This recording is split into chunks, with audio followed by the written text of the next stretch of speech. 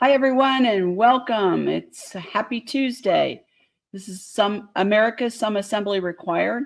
Anna Maria Reizinger, and I will be talking about the how-tos of building and operating our American states assemblies and committees.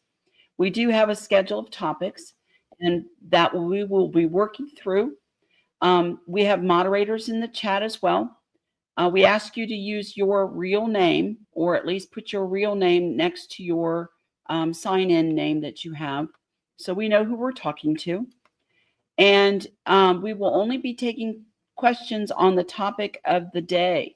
And today we're going to be discussing and continue discussing about jury duties and some jury education. And as Anna mentioned last week, the 7 types of courts that are out there that we need to be thinking about. So as we go along week after week, we hope to address and answer your questions on building your state's assembly. If this is your first time to the podcast, know that we have many other podcasts from the beginning that you can go and learn by and kind of catch up and help your assembly begin the assembling process or complete it. So let's stick to the topic and let's assemble. So I'm going to bring Anna onto the stage. Hi, Anna. How are you? I'm here. You're here. Your Christmas tree is getting barer. That's good. Well, I told people that if you see the Christmas tree disappear, well, either one of two things have happened. Either hell has officially frozen over, or I took a day off. That would be awesome. Or you got Shannon to pick it up and move it in another room. Whatever. Well, I'm going to have to do something because we now have a kitten in the house. Uh-oh. And he has not yet learned not to climb the Christmas tree. Ah, okay.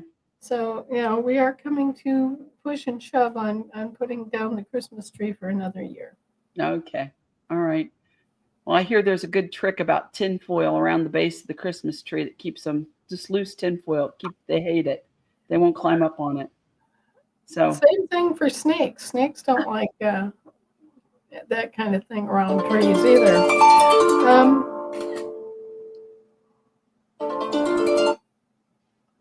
Okay. Anyway, I keep hoping that I'm going to get a minute to do that, but it hasn't happened yet. We've had unprecedented activity worldwide, all sorts of things happening. Yeah. And so there hasn't been 5 minutes to eat, drink, go to the bathroom, take showers. Everybody's been just absolutely under the gun, and that includes anyone, all of the volunteers have been just as busy as I have been. So there hasn't been any slack moment to put it up or take it down for me, and I haven't had any staff help available to do it either. So sure. Yep, there are years like that, and times like I said, you can just hang hearts on it, and then shamrocks, and then spring flowers. Well, if I had time to hang anything at all, let me tell you. And things have only escalated since Trump was inaugurated. I mean, it's getting crazy. We were discussing this morning before we get into our topics of the day on our assembly discussion group. We went out and looked at the state of Ohio websites, which now display logos, not the Great Seal of Ohio. That they have it kind of buried as almost a relic. And then we started looking at different cities, city ofs. Some of their websites show the same thing. They've taken their previous seals and they've kind of replaced them with logos and stuck the seal somewhere where it's kind of inconsequential. And we're seeing a lot of mixed jurisdiction. You know, it might be all in all caps one place and upper lower caps in others. And, you know, so it's, we were talking about taking the time to call them out on it. You know, even the Supreme Court of Ohio is the same way. It's got mixed case on it. And we need to call their attention to the fact that their website needs to reflect and they need to be upfront about the change of their business and the bankruptcy, that they need to not try to operate in both jurisdictions because it's very obvious on their website. Well, and what they need to do is they need to come to terms with the fact that most of the property they're holding in their state trust needs to be released back to the actual state and the actual assembly. Right. And in order for us to facilitate that, we're going to need we'll need to update the state trusts, and the present day assemblies will have to kind of take the responsibility for managing the state trust. Mm-hmm. So we've got a little bit of process yet to go through there. And that's a big job. You know, we talked about this morning. I said, you know, how many of you are willing to step up to managing, you know, and arranging for the cutting of the grass on the state parks, the you know, de-winterization of some of the state parks and getting their infrastructure back up and rolling in the spring. And everybody's kind of looking at me like, whoa. And I said, but that's what it's going to take when we do that, right? Right. Well, or you can hire them and you can direct their activities. But the point is, it's your property. It should be under your direct supervision. Sure. You know, no matter who you hire to do the work of administering it. And maybe you will choose to, you know, hire the former state of Ohio people that were doing it before. Maybe you will.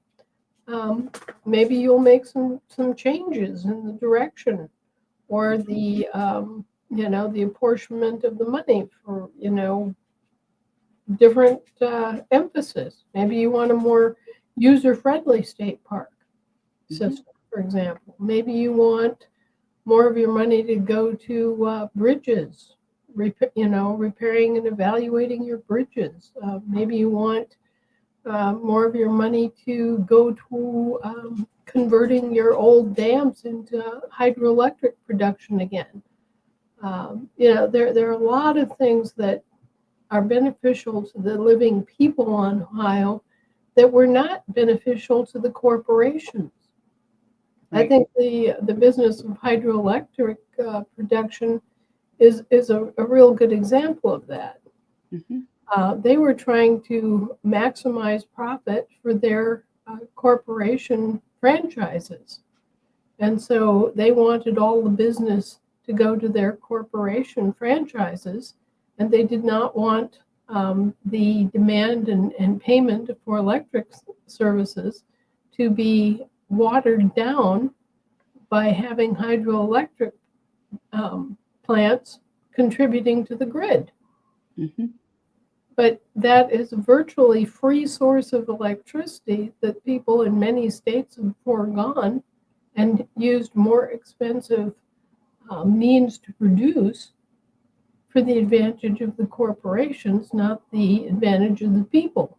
So, you know, one of the things that I expect a lot of the state assemblies to do is to reopen their hydroelectric plants on all these dams and, you know, go through and make sure the dams are properly maintained and start feeding electricity back into the grid and getting credit for that electricity. Mm-hmm. Yeah, it is. It's really a mind-bending task to think about the opportunities that we have right now, and in this change, and to be able to let them know that we do know what the fraud is, that we can point it out, that we can demonstrate it on their websites, and that, they need to begin to come clean. They need to begin to do business the way we want it done. And now's a great time. It's really, there are some other things that are out there that are in transition. For example, in their change of administration, of course, Marco Rubio was just named Secretary of State of the United States of America. And so some of our letters have to be changed, the letters that we send out, notification. But we still are not clear as to who to send the letters to for the IRS. Daniel Werfel has been gone now a little over a month. And and they've not done a replacement of the IRS commissioner. Right. And so, and maybe there's not going to be one. So, we've got, do we even send letters? Is that a consideration that we need to be making? It's going to affect some of the ways that our assemblies, right now do status correction, do business, have notice to, all of those things. Well, you see, the problem with the IRS is that they've been illegally collecting kickback taxes from federal employees. So that's illegal. This was a tax that was imposed on federal workers as a kickback, quid pro quo, for the quote-unquote privilege of being employed by that employer. And it was never ratified by our state, so it has nothing to do with us. No. And yet they found means to misapply it to millions of Americans. I'd use hornswaggle. Okay, so it's illegal no matter how you look at it. Right. And so it needs to go away. And Mr. Trump is slowly coming to that conclusion, that the federal income tax was never legal in the first place and should never have happened. Then it wasn't legal for federal employees, and it wasn't legal for Americans for sure. So, all of that needs to go away. On top of which, it's actually cost more to administer that program than it has ever generated. That's right.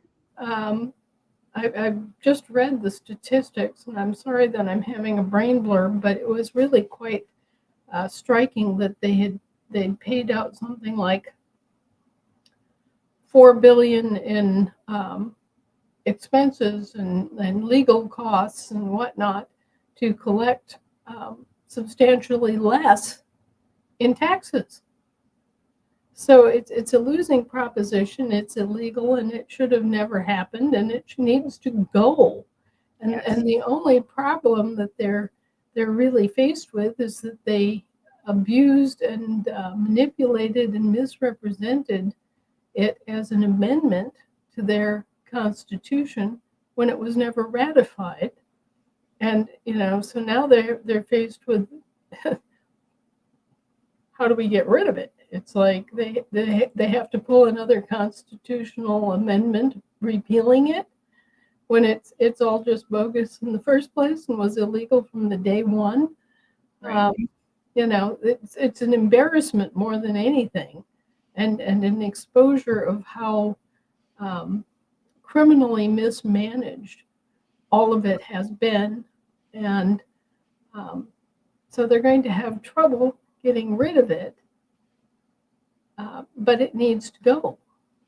Well, the fact of the matter is what they have right now is what I refer to as the corporate handbook and the employee handbook.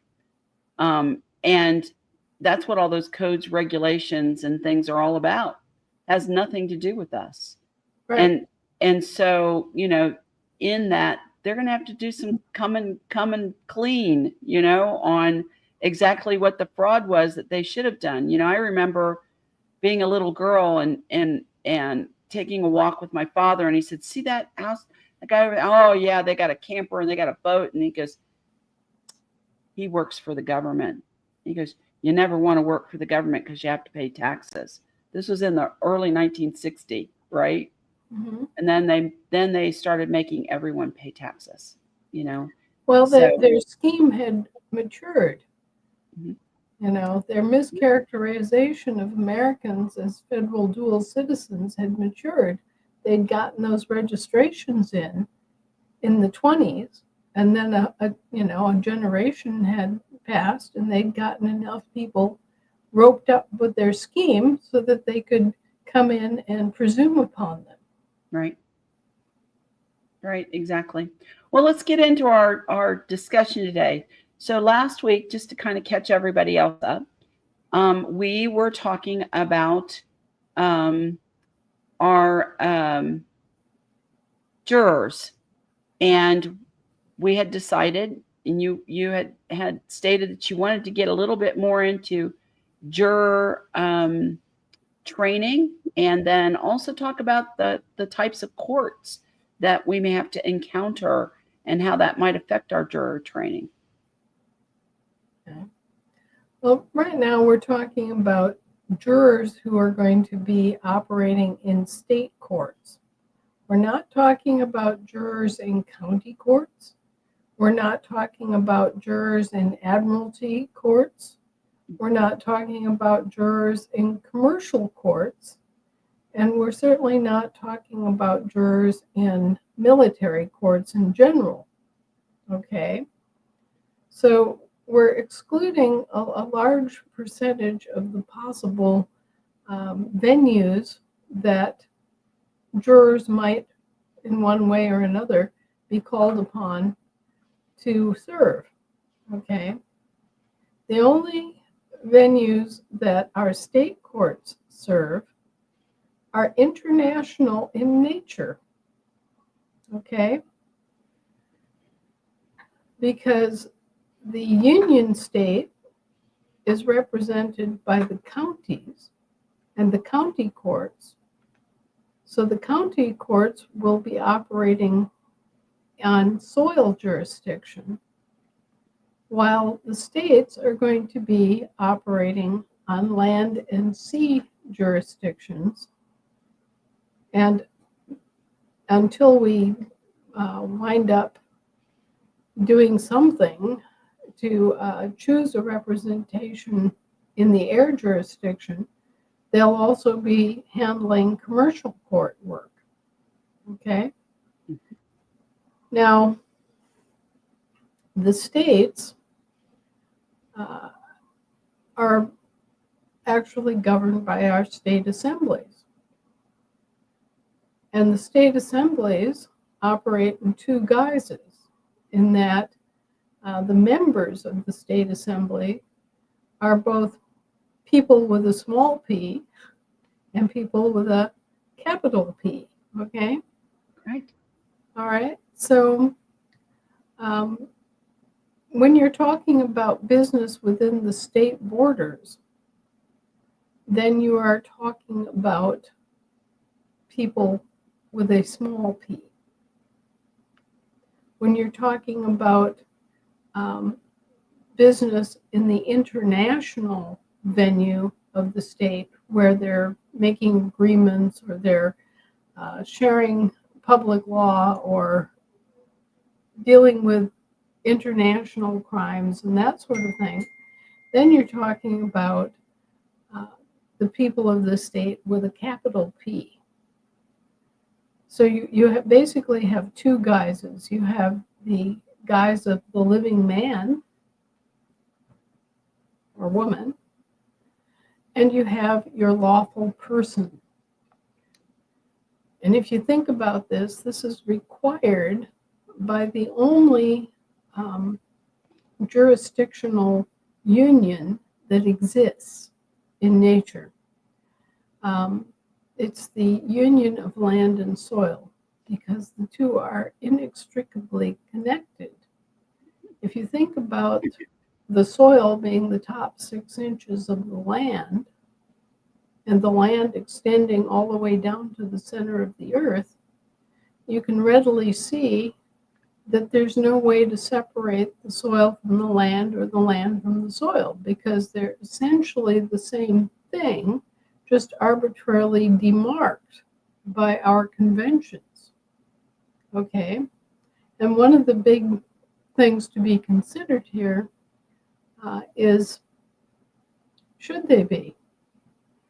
We inherited those conventions from British land and soil law, and they inherited it from the Romans. Now, otherwise, other than tradition, there's really no reason that we need to establish these separate jurisdictions that are inextricably bound together. However, that's the way the system now works. So when you are operating on the soil, you are in a condition as a living being, right? Yes. And you have control of your environment.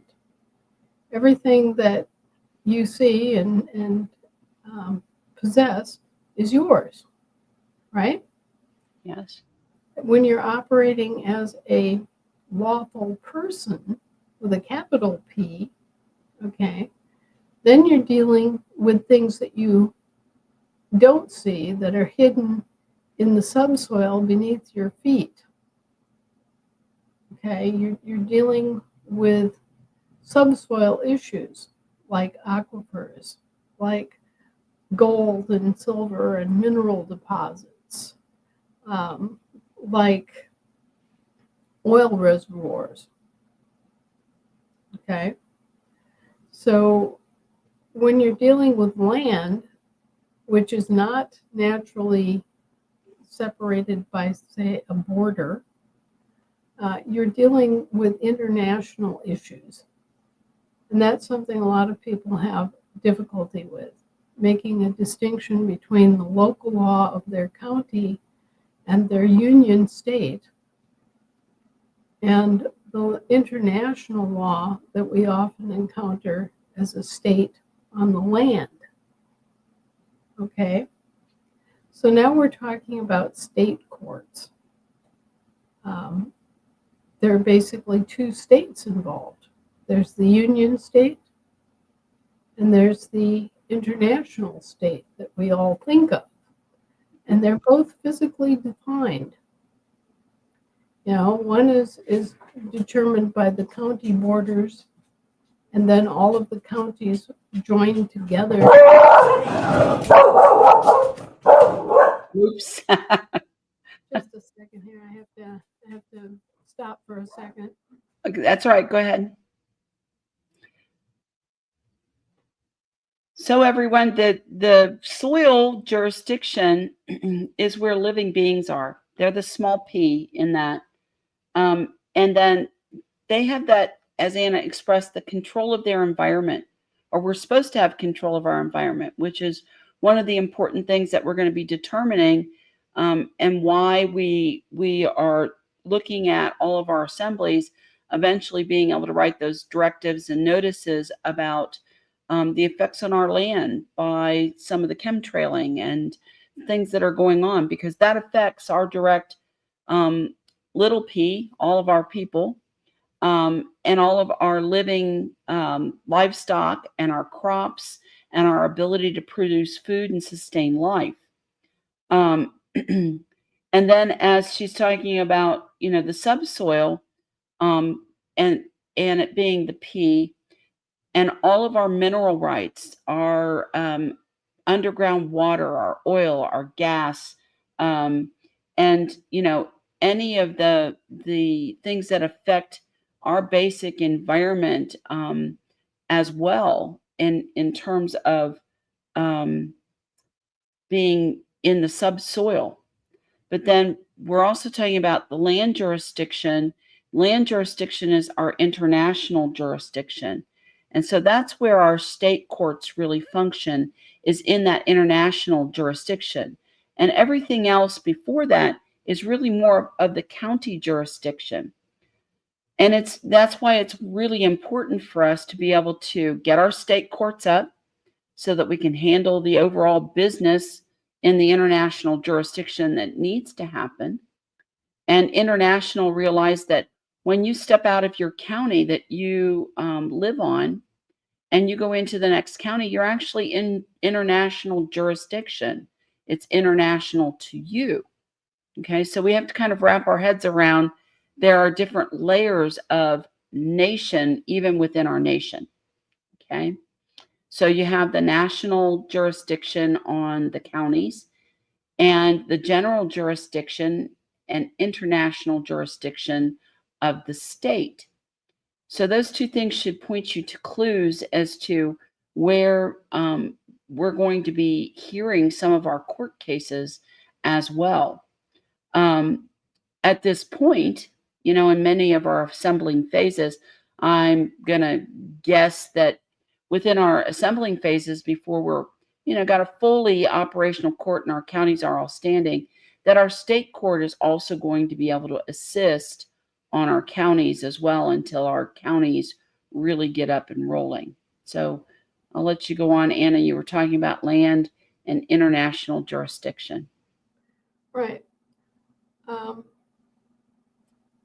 One of the things that we're beginning to come to terms with, that people are beginning to think about a great deal, is their own land holdings, right?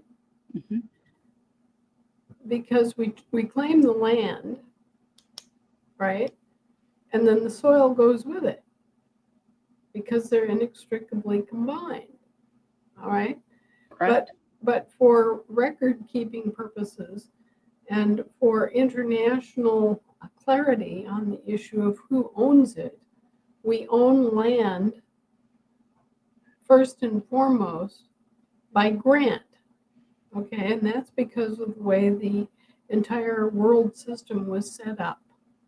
And the way it was set up was that the Spanish king, working for the Pope, now this is the World Trust concept, the Spanish king would grant land to the people living in a particular geographically defined area, okay?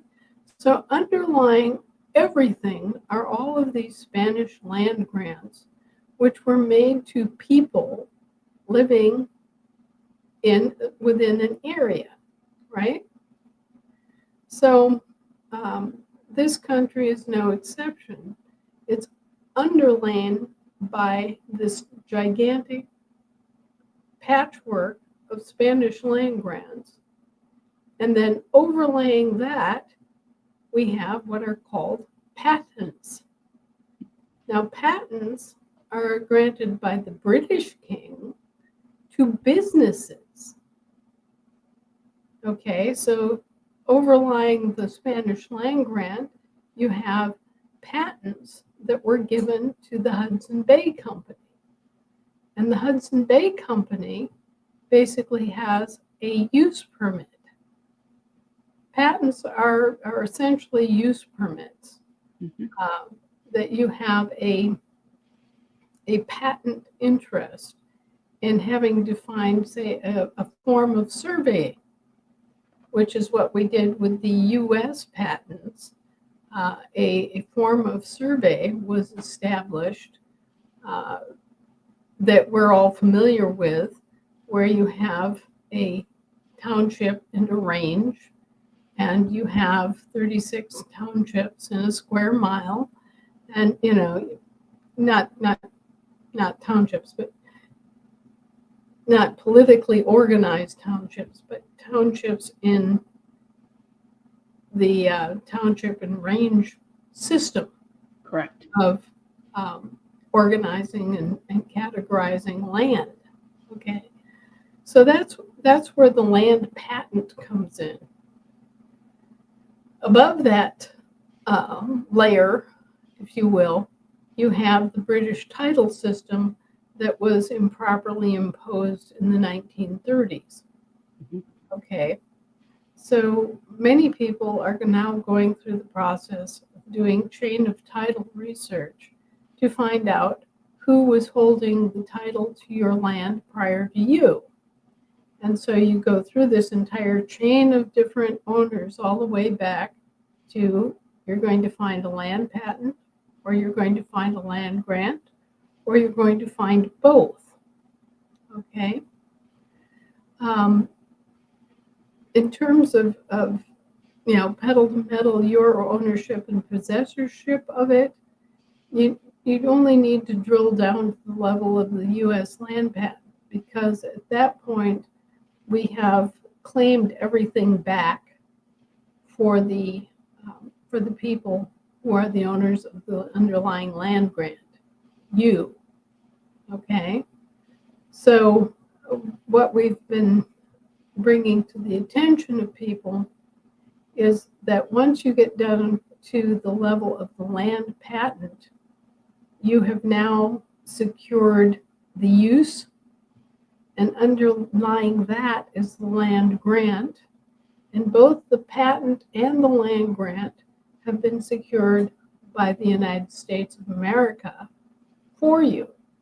Right. So you don't really have to go and worry a whole lot about going beyond the level of the land patent or the land grant, or both, because those things have been secured for you and for your State of the Union. Right. Right.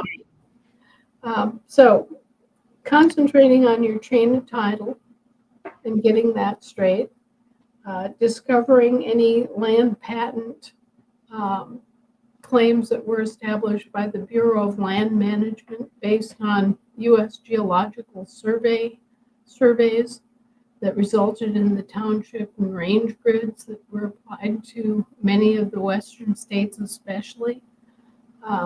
That will locate where your parcel is, okay? Now, something that a lot of people haven't understood is that the road easement is owned by the public, by the government, right? Right. It's different than your parcel. I mean, if people stop and really think about this, they'll realize that there's public land adjoining their parcel, and that is a separate parcel that has a separate address. Okay, so what happens? And all of this pertains to being a juror, by the way. So I am working my way back to the eligibility of jurors. Sure. You need to develop a survey, either by having a surveyor come in and do a formal survey, or by you establishing boundary markers and a meets and bounds survey of your property, apart from the public road easement that adjoins your property. And then you need to assign a name for your property, which is different from the address of the road easement. Mm-hmm. And you need to record this interest so that you no longer have to worry about having your property attached using the road easement. Now think about this. Say that the county has named the road easement 1411 Mockingbird Circle. Okay? Did you have anything to do with assigning that number and that name to your property? No. No, in fact, the post office actually thought me on mine. So craziness. Right. But these federal and state organizations and county organizations and borough organizations, they come around, and because they own the road easement, they assign a name and a number to their road easement, and they copyright that. Okay? And, you see this and you adapt that as your address, right?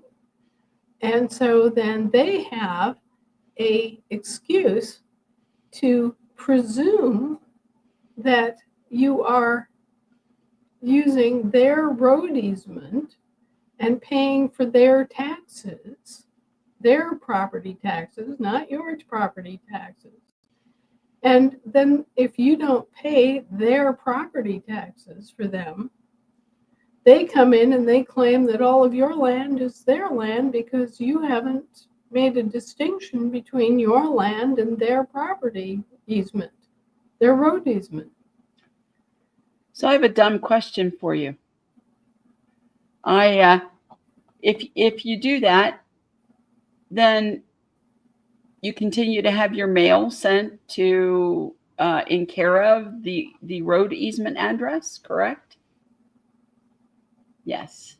Or Okay. a post office box, or Okay. you make that distinction between the public interest and the public property and your own property, so that there's a clear demarcation, and then they have no excuse for continuing to presume against you and to presume that that their road easement includes your property.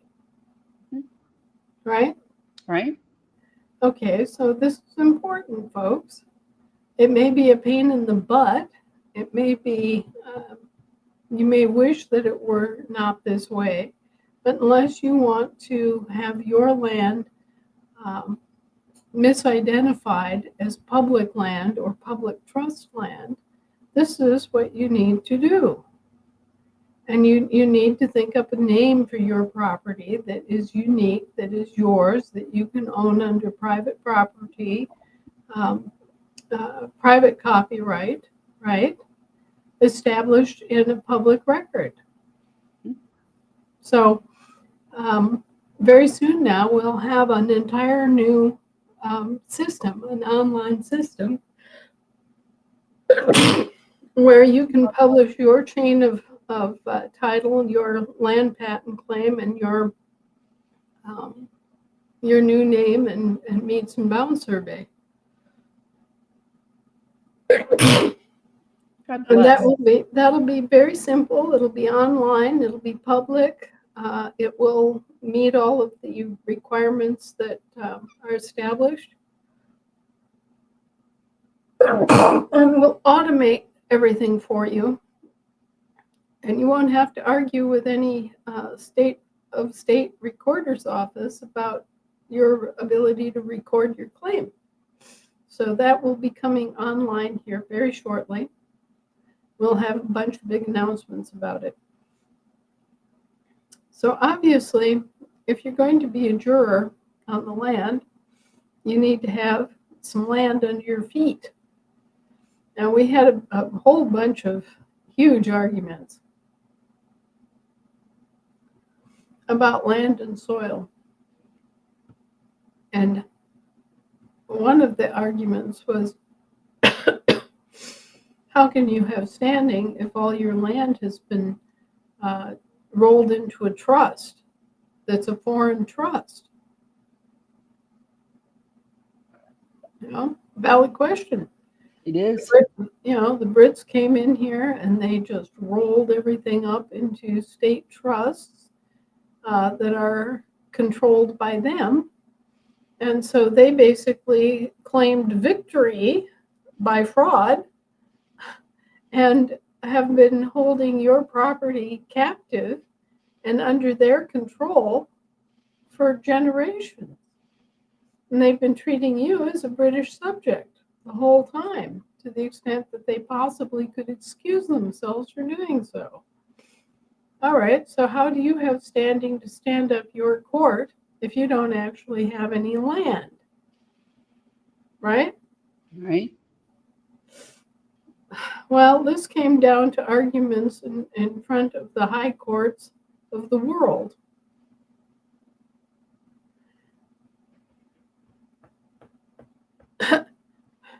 And I finally just said, look, I am my land and soil. It's right here. and anything I'm standing on is mine. Okay? Right. And they couldn't argue it. Right. So our essential land and soil is our body. And our sea is our blood, because it's the same exact pH as seawater. Mm-hmm. Right. So our land and sea is right here, carried within our physical body, so that we always have standing. But if you want to establish your standing within a geographically defined state, you have to take your own land and soil and locate it on that state, which we've done.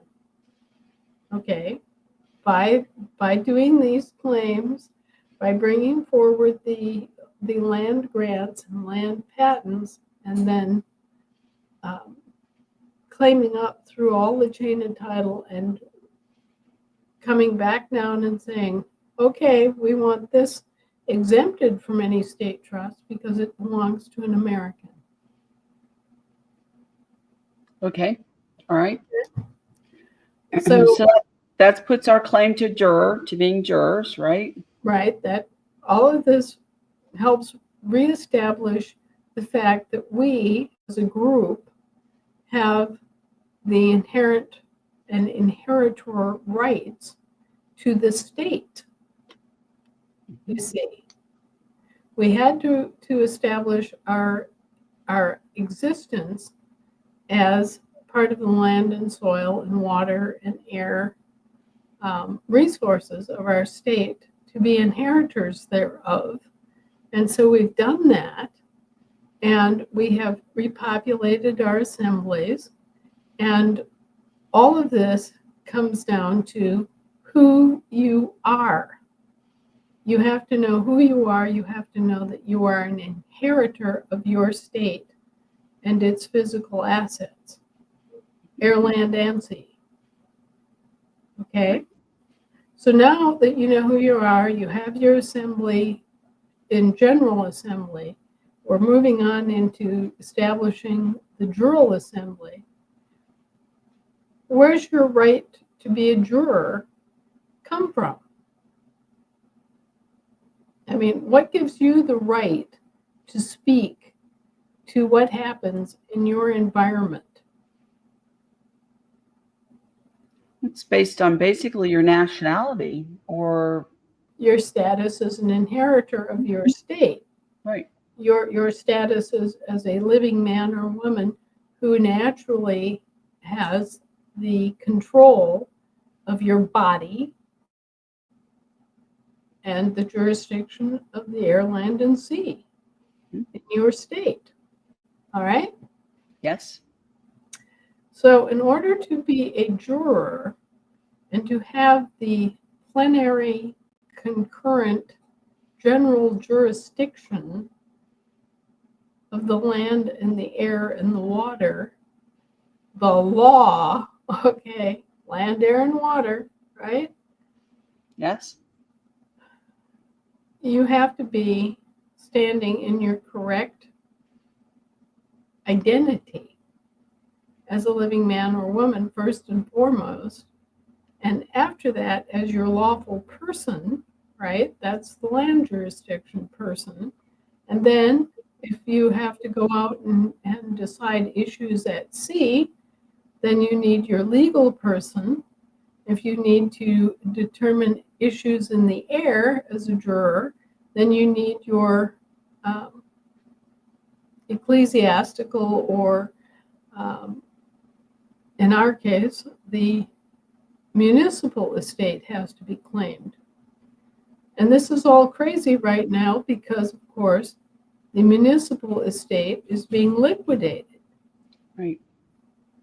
All right, so I just want you to have some sense of where your right to be the juror comes from. Okay. It comes from your status as a lawful inheritor of the land and the land supersedes and stands over all the other claims. The way that the system of law was developed is that the land, which is solid and fixed in its boundaries, is the determinant jurisdiction. Correct. So I want to go back to a term you used. You used the term plenary, general, concurrent jurisdiction. So let's describe what plenary means, because it means kind of all-encompassing. Unrestricted, yeah. Unrestricted, all-encompassing. You are the king of all you survey. Okay? Right. Now, that's because between your personas, you own your specific little plot of land, you own your county, you own your state, and with the states all together, you own the entire country. Okay, so you have a national identity, each within the states, and then you have a supranational identity as the Union States, right? Doing business as the, with a capital T, upper lowercase, United States. Mm-hmm. And then in international jurisdiction, you have another supranational instrumentality, the Federation of States, which is there to represent your interests in the land, which is an international jurisdiction, and the air above your head, and the sea jurisdiction when you go out on the open ocean. Right. Okay? Anyway, your ability to speak in all of these different jurisdictions rests upon your identity as an inheritor of your state, because the state is the determining factor in whether you have any rights on the sea and in the air, right? Yes. And the rationale for that is that the land and the soil are fixed and determined in their nature. You have specific known borders. There isn't any wishy-washy about that. Likewise, the law of the land is fixed. There's nothing wishy-washy about it, right? Right. So that's why the land supersedes and determines your rights in the other two dimensions, the air and the sea. So we have regained our standing. Think about standing on the land and soil. That's where the legal and lawful term comes from for standing. And what do you have to have as a juror? Someone who has the jurisdiction, right? Yes. The right to speak to these issues. It comes from terra firma. Right. Comes from having your inherited interest in a plot of land and soil. That's where standing comes from. You have to be able to stand on something, right? Correct. So someone from Indiana can't be on an Illinois court. Right. Not in our jurisdiction. Not in our jurisdictions. Correct. And so when we're talking about jurors and where the authority of the jurors comes from, it comes from being an inheritor of Indiana. Mm-hmm. And standing firmly on the land and soil of Indiana, which then also gives you standing to speak to issues affecting your air above your head, and if you have any seagoing business on the sea. So, right. So we have the ability, Anna, to be a juror in our county, which we're not really dwelling on right at this moment, because after we get done standing our state, we're going to get into county things, then how it differs and exactly specifics, but we can be a juror on our county. We can be a juror on our state, Mhm. or our basically our intrastate business. We can Mhm. be a juror on an more international jury, even though one is an international jury as well, but one that also deals with, say, the state and our people. Right. In the current mishmash, we have to do it all.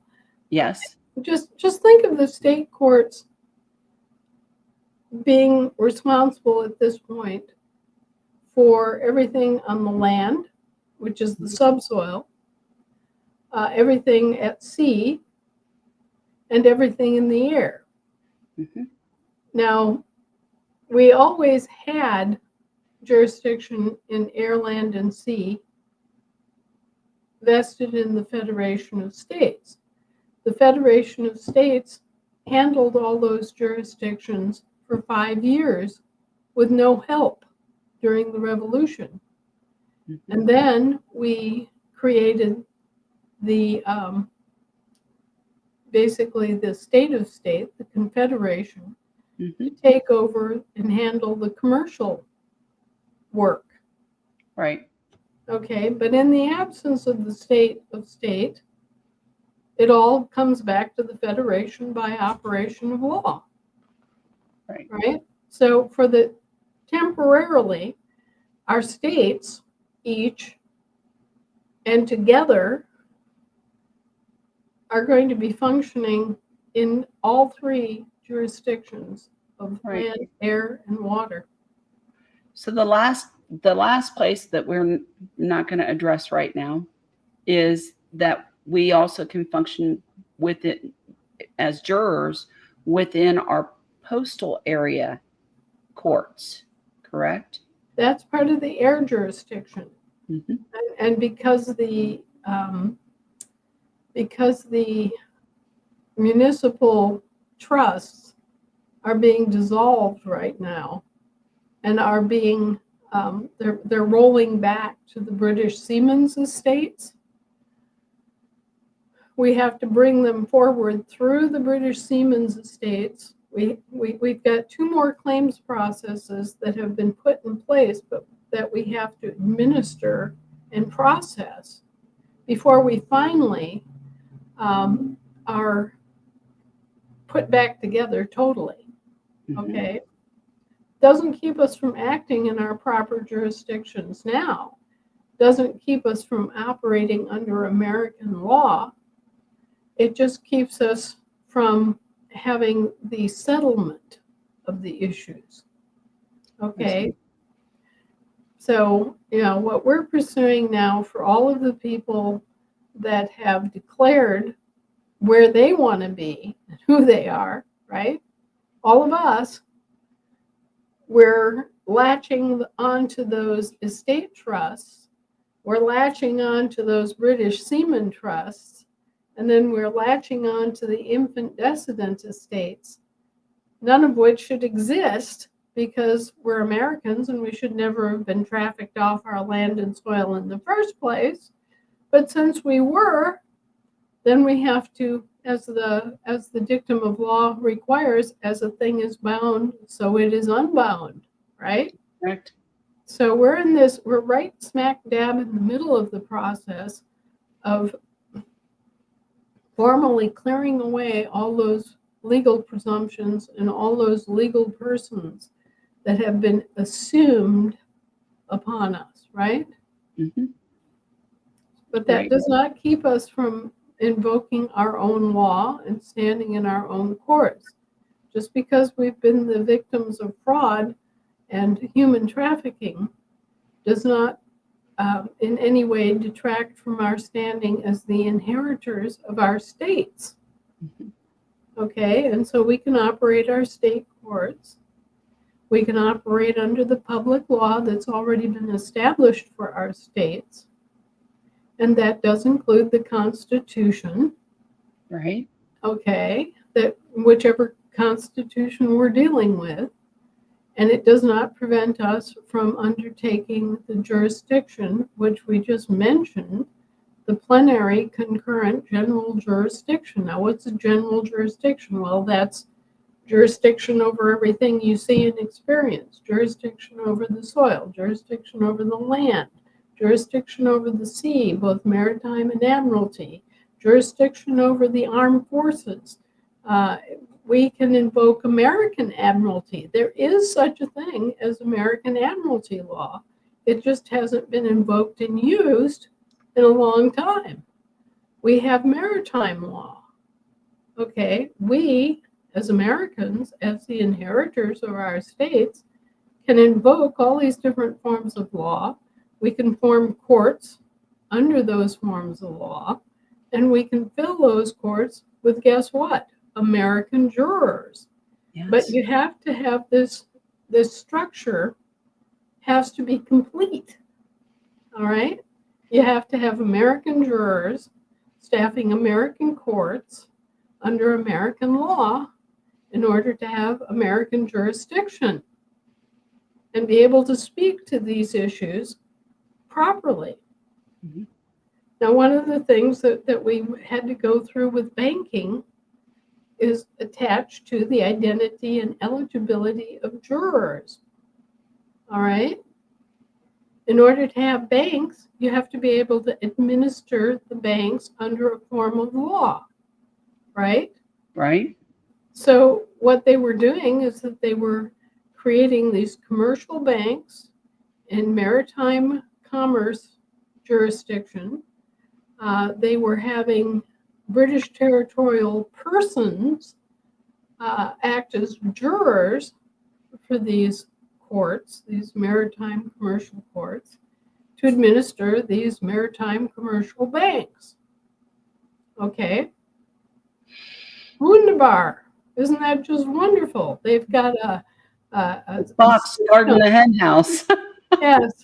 Yes, they've got the foxes guarding the hen house, but they've got a system of law, they've got a system of courts, and they've got jurors who are competent to inhabit those courts and enforce those laws within their narrowly defined jurisdiction.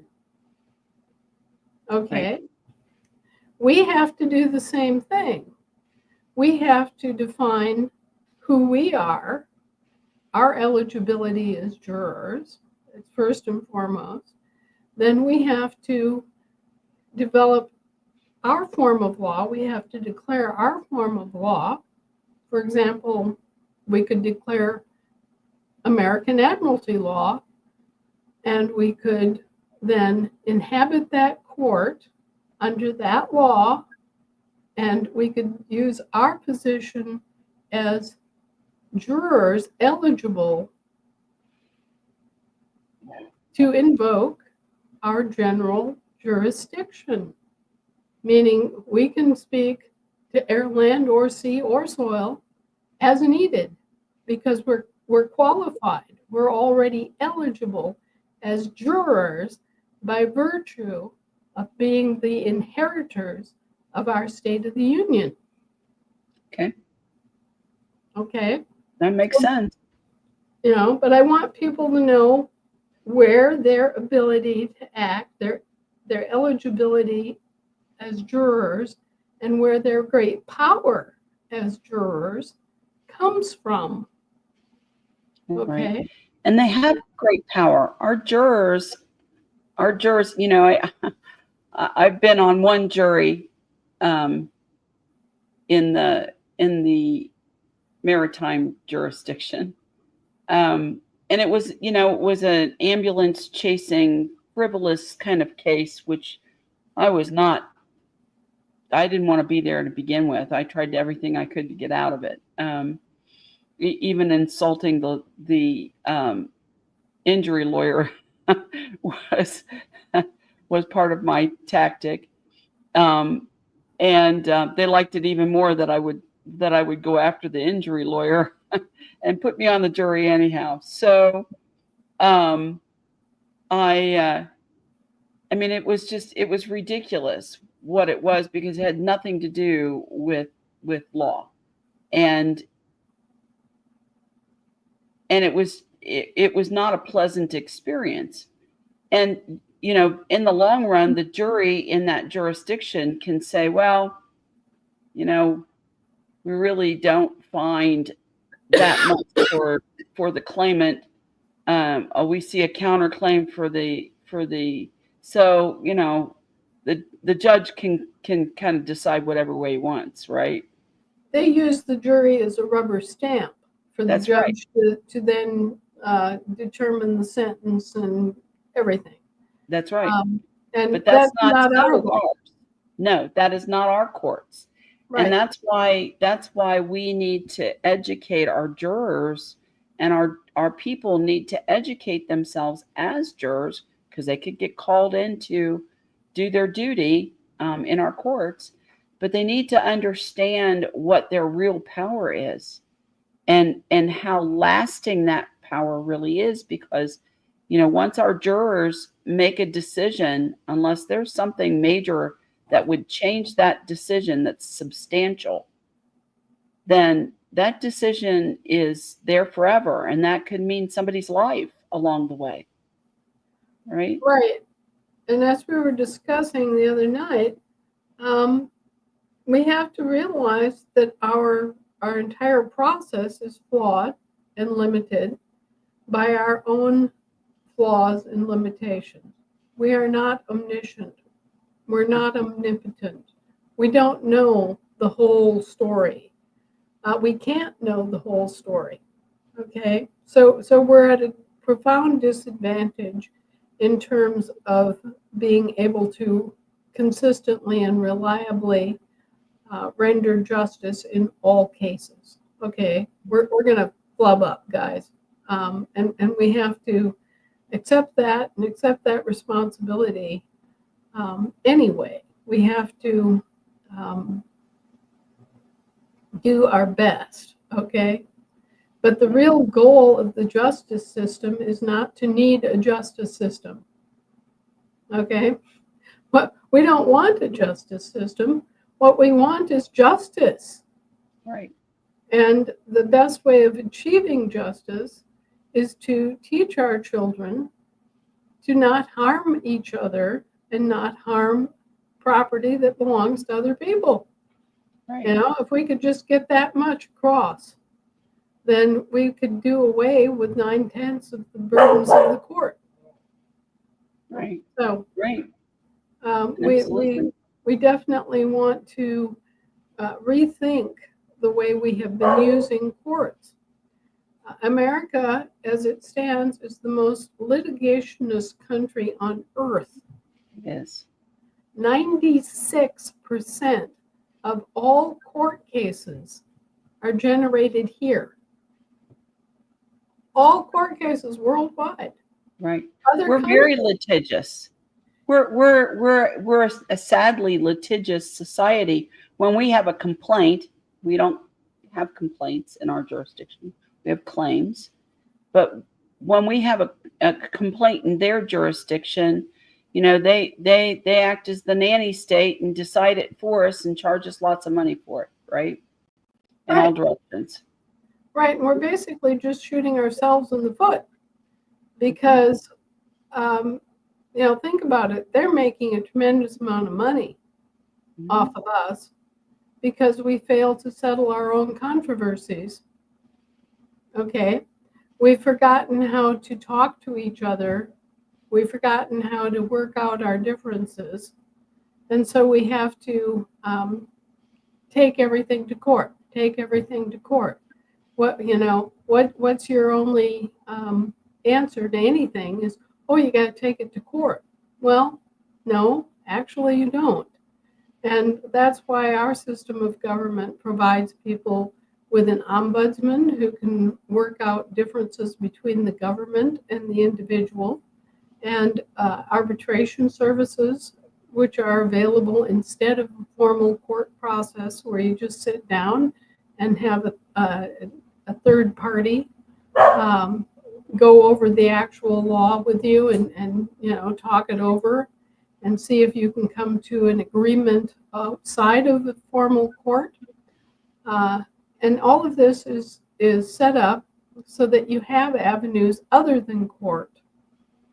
It's only when people cannot agree or when an absolute crime has been committed that we actually need the courts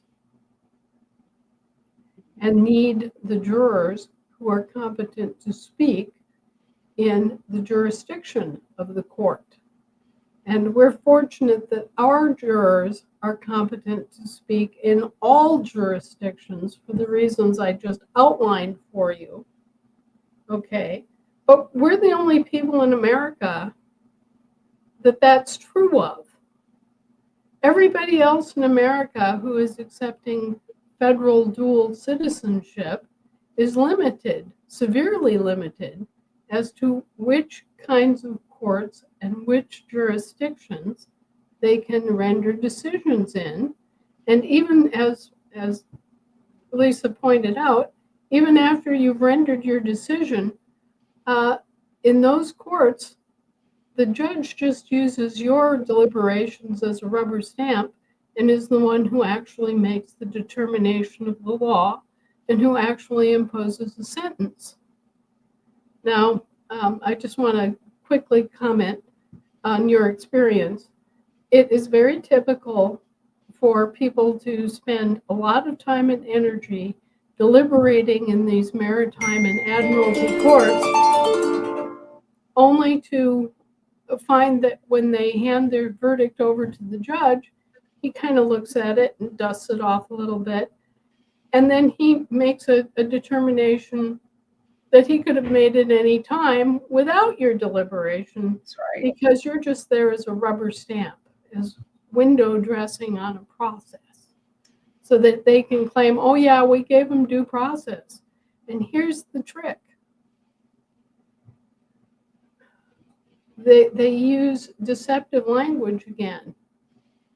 You ask for a jury trial, well, you got a jury trial, but you didn't get a trial by jury. You have to ask for a trial by jury of your peers, which, by the way, they can't give you. Because once you have declared your identity as an American and as a national of your state, a Virginian, a New Yorker, or whatever, they do not have peers to form a jury to try any issue related to you. Okay? But you, having the ability to speak to all jurisdictions, can form a court and decide matters in any jurisdiction once you're eligible as one of our jurors. So it's a huge power. It's an immense power. And it can be expressed in many different jurisdictions and many different kinds of courts. And that's why our jurors have to be more educated and more willing to participate in the justice process than their jurors. But it also means that we have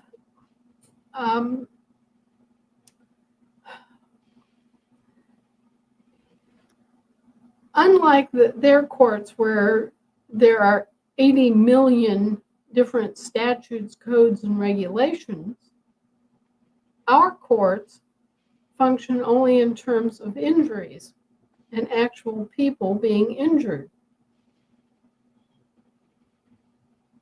Typically, if you're talking about a state court, you're talking about injuries to specific people and lawful persons and nothing else. Right. So our system of justice is very much simpler than theirs. It actually involves the facts and the law. They don't get to consider the facts and the law in their juries. Okay? They are contemplating only statutes and codes and regulations and corporate policies. That's all they're competent to look at. We, however, are competent to look at both the facts, the actual facts, Sure. and we get to look at the law, and we get to judge the law. Okay, this is a whole different thing from interpreting the law. Which Okay. also points out the point. We have to know what that law is, where it derives, where our point of law derives from. So for our jurors. So our jurors need to be learning that. Everyone needs to be learning that. They need to be looking at their unanimous Declaration of Independence and their Northwest Ordinance and their, all those things that affect public law as we move forward. Right. We have to learn so that we can exercise our powers appropriately and justly. Mm-hmm. All right. But this gets us to another point. Now we've discussed basically where the jurisdiction and power of our juror comes from and why our jurors, once eligible, are able to speak to this very wide range of issues under numerous different systems of law and under numerous jurisdictions in general, whereas other jurors are very strictly limited to just this little bit, okay? But not only are jurors eligible in that sense, but they get to discuss and to decide the issues according to fact and law. Their jurors don't get to decide anything. Their jurors rubber stamp, and then the judge actually makes the decision and interprets the law.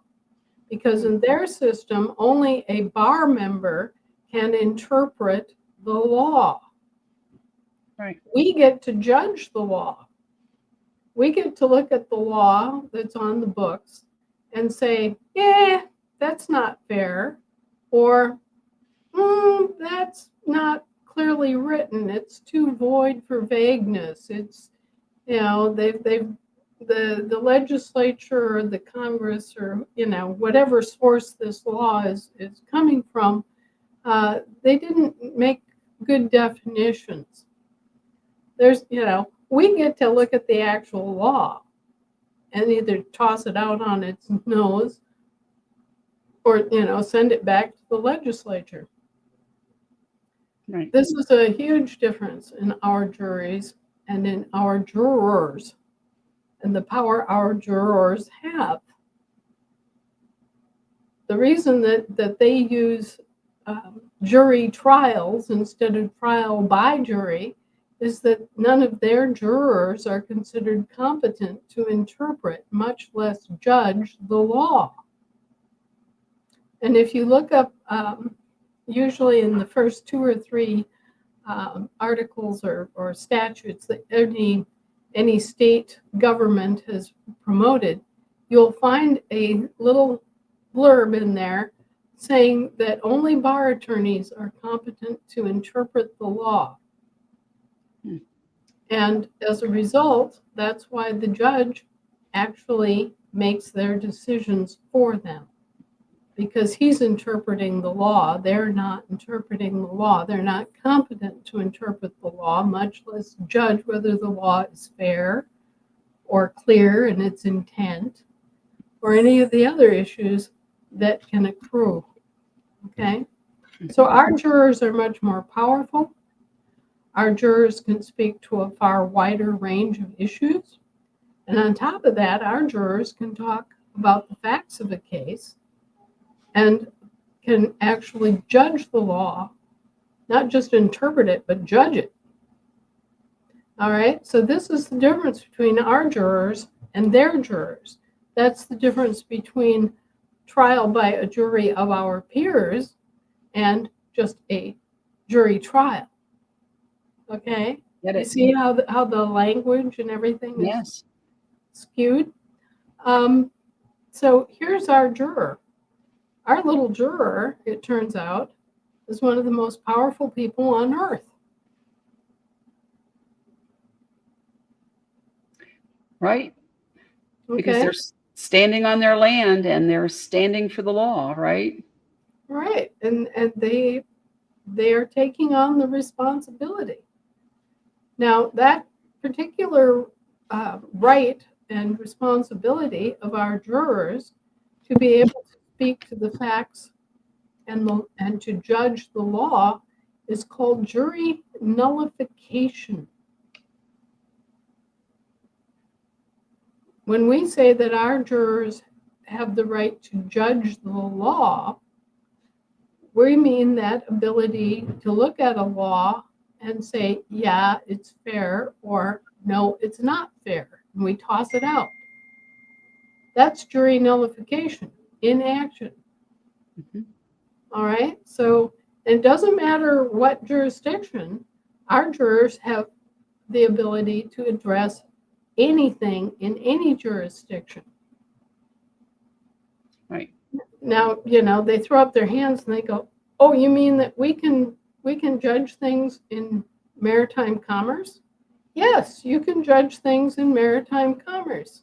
Mm-hmm. You have your own American law. You have your own version of maritime commerce. Oh, we can judge things in admiralty?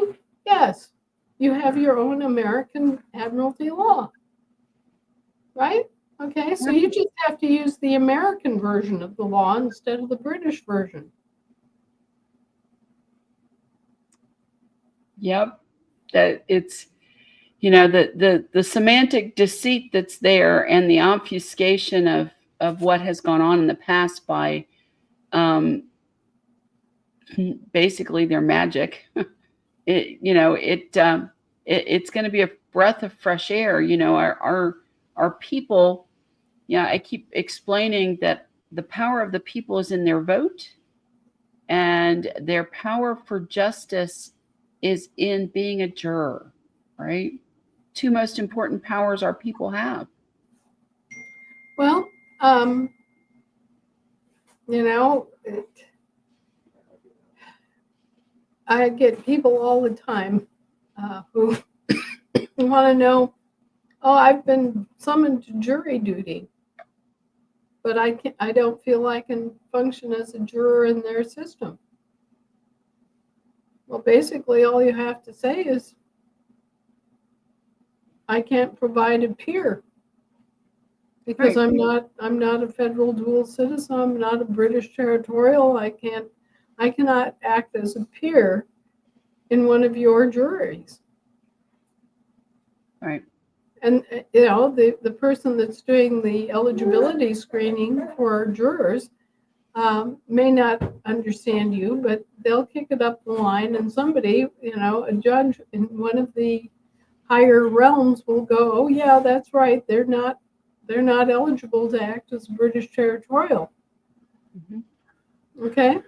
Yes. So, you know, and the same thing, if they offer to bring you to trial on something, where's the jury of my peers? I want a trial by, there's that important little word, I want a trial by jury of my peers.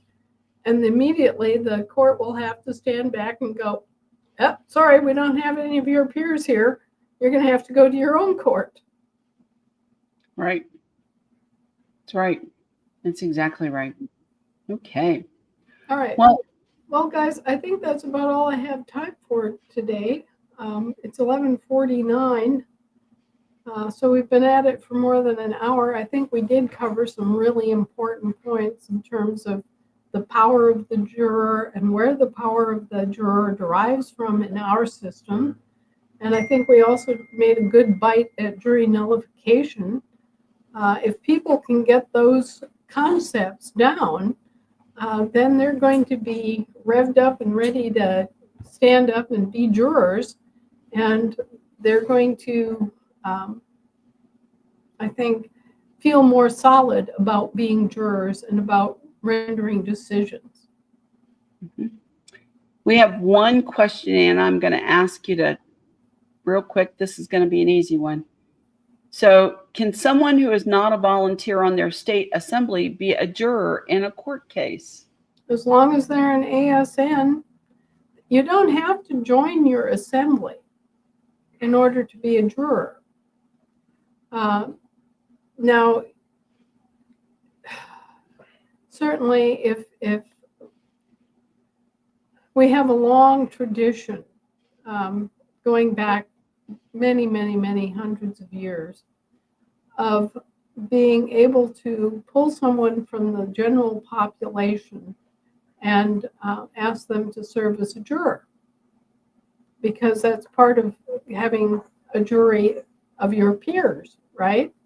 Mm-hmm. And this is called a talesman.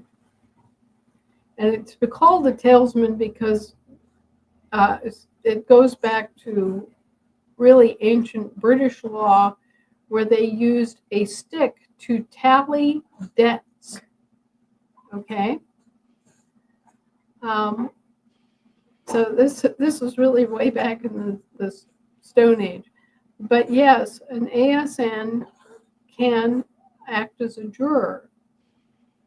However, we're certainly encouraging people to stand up and populate their assembly for their own good and for the good of their state, because when they populate their assembly, they're adding power to the assembly, they're adding skill to the assembly, and they're adding credibility to the assembly and adding to the ability of the assembly to do work. Okay? So we encourage everybody to volunteer and to be a member and an active member of their state assembly, so that they have the education and are prepared to exercise their rights and responsibilities. I mean, an awful lot of this is coming to you all because you have a state assembly. Lisa wouldn't be here if it weren't for her work helping organize the state assembly in Ohio. And she's just one of thousands of people now who have come to the aid of their country and who have stood up for their law and who have stood up to make this all possible as members of what? The state assembly. Right. So I encourage everybody to look at their situation and participate in their state assembly as much as they possibly can. Right. And if the only way that you can participate in your state assembly is to raise your hand to be a juror, that's a great duty that you've taken on. And, know that it's not, a forever duty. You're just raising your hand to be willing to serve on that trial by jury in order to serve the people of your state. That could be your neighbor or, a family member or just another, or you. Exactly. You're going to want that mutual attention someday, and you need to be willing to do that for someone else on your state. We are, in some ways, there for each other. So, think about that, because I tell everybody that it's fine, and good if you don't want to necessarily participate directly in your assembly, but the only way we're going to keep the gains that we make in this process of assembling and getting our state government standing is if everyone engages and is able to help in the formation of their government in some way or another. So, yeah. That's all right. And, you have to think about things. You have to remember what this is all about. I mean, right here, right now, I've got a perfect example. I have Shannon and his young son. I mean, very young son. And they're both bald, by the way. But here they are. See here? This is what this is about. It's so that when he grows up, he has a well-ordered, sane world to live in that's safe. And he's already on the land and soil. Okay, so this is what it's about. Right. All right. Well, Anna, we won't take up any more of your time today. I appreciate the in-depth on our jurors. Where do you want to go next week? Well, we've explained authority of jurors, we've explained eligibility of jurors, and why our jurors have this broad sweeping authority. And we've also gotten into the tip of the iceberg of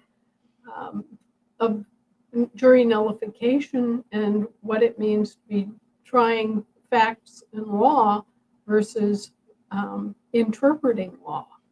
Right. Okay, I think we need to go and kind of spend a little time on facts and law and jury nullification versus interpretation of law.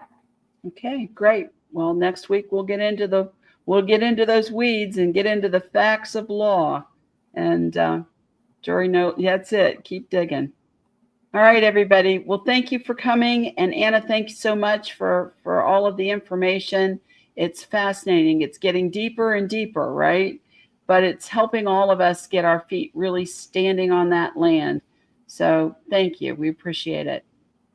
I know that many people view the role of a juror or a justice with great trepidation because they realize that they are going to have impact on other people's lives, and they have a sense of the gravity of actually enforcing a law. And I don't blame them a bit, but they do need to know the sources of their authority and the nature of that authority and responsibility. So I think we did a pretty decent job of making people feel more secure in realizing that they have this authority and why they have this authority, and why they then have an obligation to exercise it on behalf of their community and their country, and in this case, their state of the union. So I hope that this will kind of put a firmer foundation under their understanding of their authority as a juror. That was my entire hope, and I hope we did that. If not, we have next week. People can bring back questions about the basis of their authority as a juror and their eligibility as a juror, and we can go from there. All right, super. All right, everyone, we'll see you next Tuesday. We'll get a little bit further in the weeds. Thank you. Bye-bye. Take care.